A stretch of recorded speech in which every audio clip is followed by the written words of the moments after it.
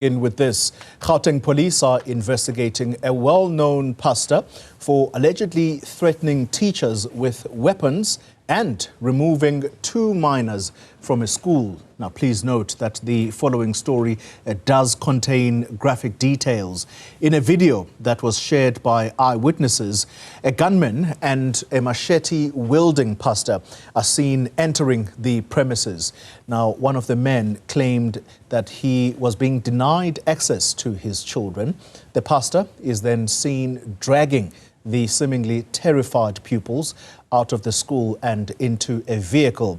Further commotion ensued outside the school as community members tried to intervene. All right, let's speak now to our reporter, Nobile Madlala, who is following this story for us. Nobile, good evening to you and thank you. You are following this story. Tell us more about what has actually happened here, and are we able to identify this pastor? Well, at this point, Oli, obviously, because the police are still investigating, we can't exactly identify. But for those that know him, he is in fact identifiable if you look at the video.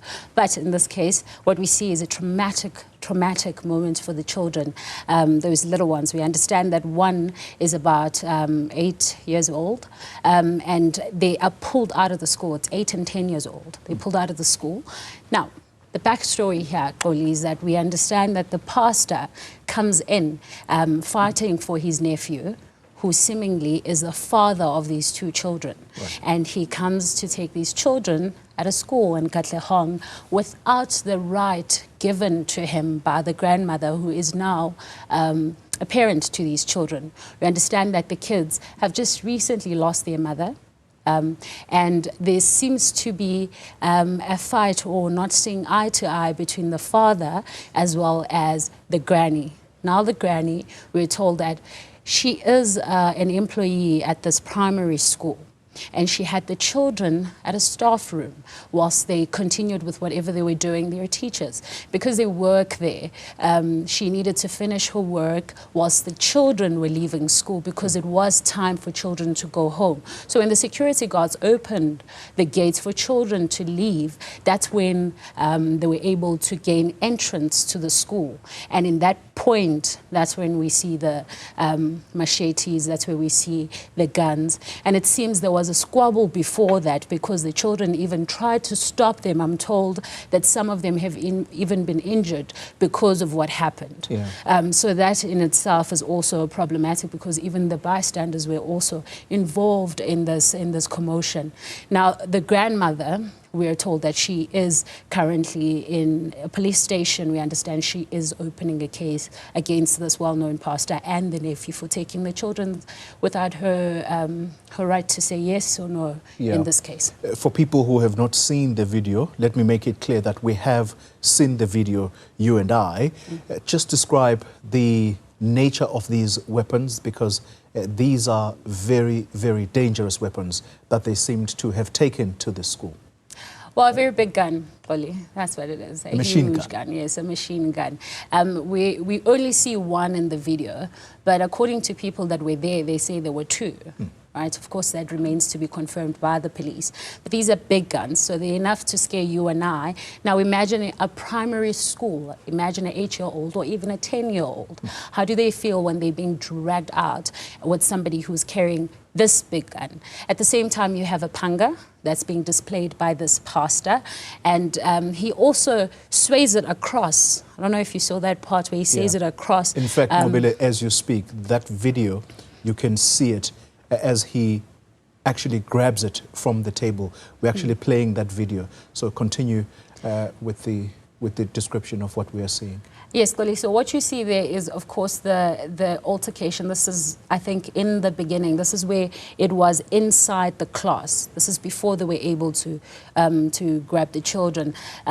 Obviously, the granny. Imagine you have lost a daughter. You have your grandchildren. And there's somebody that actually comes in to grab your children without you saying yes. They're taking them forcefully. They're taking them outside of the school. They're taking them at your work. So besides just the part where they are emotionally scarred, the kind of energy that is put there in a school in front of all these kids? What does that mean in terms of the trauma? School safety also becomes a huge issue, Nqobile. Have you been able to get a hold of the education authorities in Gauteng to find out exactly what their stance is about people entering school premises with the kind of weapons that these people were carrying?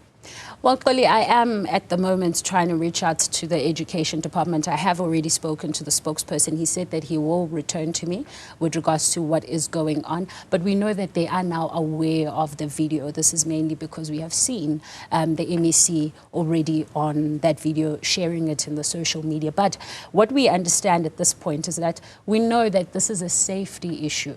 If you just go back to a Primrose incident when we had a child that had a gun in a school, you remember how that was taken as the education departments. They spoke about the importance of safety of children, but also not having such weapons in the school. Now that was a small gun, a gun. Now we've got a huge gun that's being displayed, and we are told that it's more than one. We've got machetes that are being displayed, and we have seen how this well-known pastor has been able to sway it and swung it across the children and the community that was trying to stop him before he was able to take the children into the car. So we will be hearing from the Department of Education in terms of what's their stance. But further beyond that, there is police here. We need to know what the police's stance is to this. Besides the part where you have the case that's been opened, is this correct? What is the way forward? What is the case that will be investigated when an incident like this happens in a safety? Every